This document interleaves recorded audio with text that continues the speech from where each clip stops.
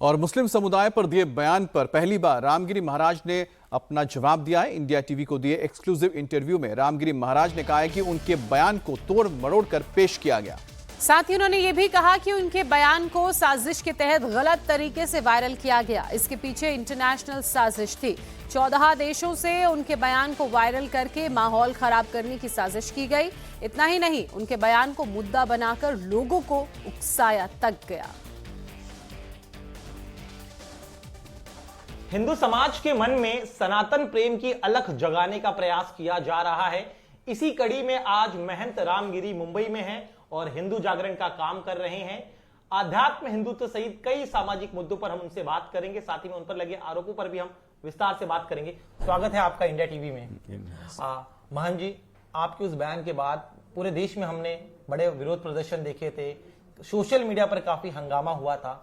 आज आप आखिर किस आधार पर कह रहे हैं कि वो जो पूरा आंदोलन हुआ था वो एक समाज का गुस्सा नहीं बल्कि अंतर्राष्ट्रीय साजिश थी? हाँ, जब वो हमारा बयान आया था वो तो बात यह है कि तोड़ मरोड़ कर बताया गया था।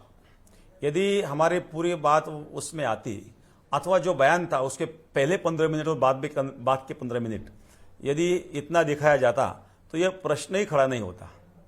लेकिन 1-2 मिनट के क्लिप बाहर निकाल के उससे साजिश करने का प्रयास किया और समाज का माहौल बिगाड़ने का प्रयास किया गया। तो ये जब सोशल मीडिया में चल रहा था तो उसमें कुछ रिसर्च किया गया। तो रिसर्च में ये बात सामने आई कि वो ट्वीट केवल 1% महाराष्ट्र का था और बाकी जो था तो उत्तर भारत का था और इतर बाकी जो देश है उसमें बांग्लादेश हो, पाकिस्तान हो और सऊदी अरेबिया हो, मलेशिया हो, ऐसे बहुत देशों से वो ट्वीट हुआ। तो एक बात ये समझ में आती है, उनको मराठी भाषा तो समझ में नहीं आती है, तो जिनको मराठी भाषा का पता ही नहीं ऐसे देशों से ट्वीट क्यों हो रहा है? तो उसका कारण यह है कि यह अंतर्राष्ट्रीय साजिश है, केवल हिंदू मुस्लिम की बात नहीं है। ये देश के विरोध में ये बात चल रही है, देश को तोड़ने की बात चल रही है। तो ऐसे 14 देशों से वो ट्वीट हुआ, 99% ट्वीट बाहर से हुआ।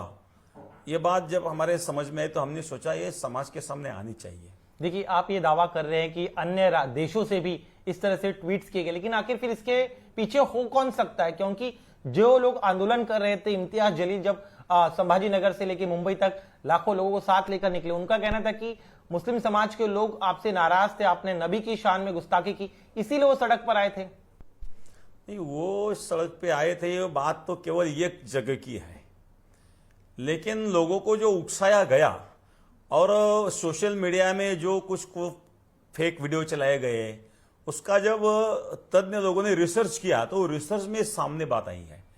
तो इसलिए हमने सोचा कि ये अच्छी बात नहीं है देश के लिए और ये देश को तोड़ने की साजिश हो रही है, तो ऐसा समझ में आया है मेरे। ठीक है, आप कह रहे हैं कि देश को तोड़ने की साजिश हो रही है, लेकिन जो वर्ग आपसे नाराज है उनका कहना है कि आपने गुस्ताखी की है और माफी भी नहीं मांग रहे हैं। अब जो भी नई सरकार आए वो आपके खिलाफ कड़ी कार्रवाई करे। कार्रवाई तो करे, ये बात यहाँ देश जो चलता है संविधान से चलता है और हर व्यक्ति को अपनी बात रखने का अधिकार है। हमने भी अपनी बात रखी, यदि कोई बात रखनी चाहते हैं तो वो भी रख सकते हैं, लेकिन आज तक उन्होंने रखी नहीं। यदि हमारा कहना गलत है तो गलत कैसे वो साबित करना चाहिए, और ये गलत है तो सच क्या है ये भी सामने आना चाहिए। ये बात अच्छी नहीं है कि हम मोर्चा निकाले, सरतन से जुदा नारा लगाए अथवा पत्थरबाजी करे, ये बात अच्छी नहीं है। कोई भी धर्म हो, कुछ अच्छाई या बुराइयाँ होती है तो बुराइयों को निकालने का प्रयास हर धर्म में के लोगों ने करना चाहिए। मैं तो उनको मुस्लिम भाइयों को भी कहा था कि आप लोगों ने सामने आना चाहिए, जो गलत है वो गलत ही है। ठीक है, आप कह रहे हैं जो गलत है गलत है, लेकिन इसके अलावा अभी चूंकि चुनाव का सीजन चल रहा है, हम बड़े पैमाने पे देख रहे हैं पूरे महाराष्ट्र में हिंदू जन जागरण करने का प्रयास किया जा रहा है। आप हिंदू समाज को एकजुट करने के लिए, साथ लाने के लिए कैसे प्रयास करें, ये बताइए। हम हिंदू समाज को इसीलिए एकजुट लाना चाहते हैं कि हिंदू समाज जो जाति में बटा हुआ है, हम सब एक ही हैं, एक ही भगवान के पुत्र हैं।